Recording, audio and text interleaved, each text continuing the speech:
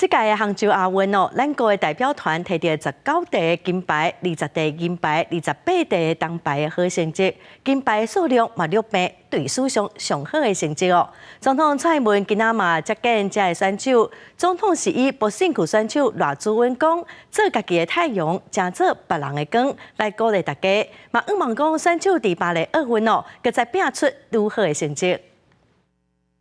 本届的亚运呢，台湾的选手不止表现亮丽，更有着许多历史性的突破啊，像是我们柔道杨永伟选手的第1面金牌，杨永伟在哪里？